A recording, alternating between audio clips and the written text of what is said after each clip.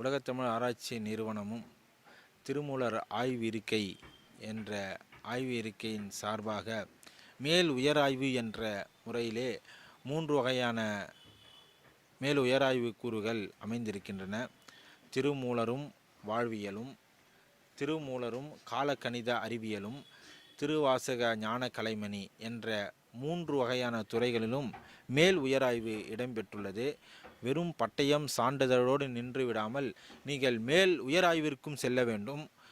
மேல் உயராய்வில் திருமூலரை பற்றிய சிந்தனைகளை ஆய்வு செய்யலாம். திருமூலரும் மற்றைய சித்தர்களும் ஒப்புமைப்படுத்தி ஆய்வு செய்யலாம். திருமூலருடைய மருத்துவ கூறுகள், விஞ்ஞான கூறுகள், சமய கூறுகள், தத்துவ கூறுகள் என்பதையும், போகர் என்ற ஒரு சித்தனுடைய விஞ்ஞான கூறுகளையும், தத்துவ கூறுகளையும், மருத்துவ கூறுகளையும் ஒன்றிணைந்து நாம் ஆய்வு செய்யலாம். அதற்குரிய தரவுகள் எல்லாம் ஏராளமாக இருக்கின்றன. திருமூலரினுடைய பேரில் என்னென்ன நூல்கள் எல்லாம் இறக்கின்றன என்பதையெல்லாம் தொகுத்து உணர்ந்து திருமூலருடைய நூல்களை பாட ஆய்வு பதிப்பாக வெளியிடலாம், சோடி பதிப்பாக வெளியிடலாம். திருமூலருடைய யோக கருத்துக்களையும் பதஞ்சலி முனிவருடைய யோக கருத்துக்களையும் ஒப்பிட்டு இந்த கருத்துக்களில் உள்ள யோக முறைகளுக்கும் அந்த கருத்துக்களில் உள்ள யோக முறைக்கும் ஒப்புமைப்படுத்தி நாம் ஆய்வுகளை மேற்கொள்ளலாம். திருமூலருடைய திருமந்திரத்தில் உள்ள பல்வேறு வகையான நுண்மையான கருத்துக்களை தனியாக எடுத்து நாம் ஆய்வு செய்யலாம். திருமூலரும் வாழ்வியலும் என்ற தத்துவத்திலே திருமந்திரத்திலே யோகங்கள் இருக்கின்றன.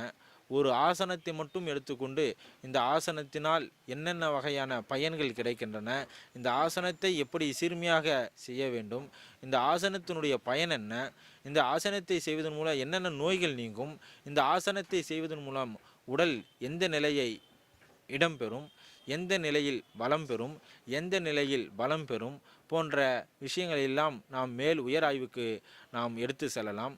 மேலை நாடுகளில் உள்ள இலக்கியங்களோடும் திருமந்திரத்தினுடைய அறக்கருத்துக்களை நாம் ஒப்புமை செய்து ஆய்வுகள் நிகழ்த்தலாம்.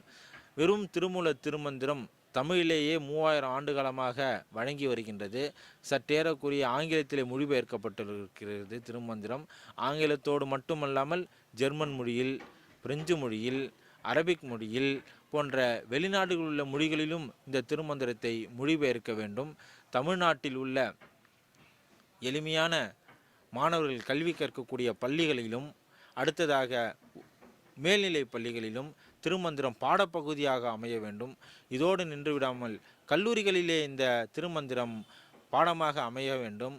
பல்கலைக்கழகங்களிலும் இந்த திருமந்திரம் என்று ஒரு இருக்கை அமைய வேண்டும்.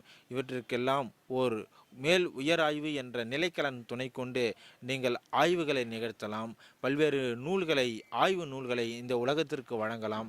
பல்வேறு இந்திய மொழிகளிலே திருமந்திரத்தை மொழிபெயர்க்கலாம். தெலுங்கு மொழியிலே, கன்னட மொழியிலே, மராத்தி மொழியிலே, குஜராத்தி மொழியிலே, ஒரியா மொழியிலே போன்ற இந்தியாவில் உள்ள சமஸ்கிருதத்திலே, இந்தியிலே கூட திருமந்திரத்தை மொழிபெயர்க்கின்ற போது வெறும் தமிழத்திற்கு உள்ள சொத்தாக மட்டுமில்லாமல் யான் பெற்ற இன்பம் பெருக இவ்வையகம் என்று கூறுவதற்கேற்ப வையக மொழிகளிலால் இந்த தமிழ் மந்திரம் மொழிபெயர்க்க வேண்டும்.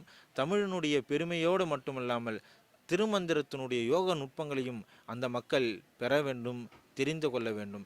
இப்படி இந்த ஆய்வுகள் பள்ளிகளிலும், கல்லூரிகளிலும், பல்கலைக்கழகங்களிலும் எவ்வாறு நிகழ்த்தலாம் என்ற ஒரு ஆய்வையே நிகழ்த்தலாம். அறிஞர்களுடைய வரிசையில் எந்தெந்த ஞானிகளுடைய பார்வையில் திருமந்திரம் மிக சிறப்பாக வழிகோலியுள்ளது என்பதை ஆராயலாம்.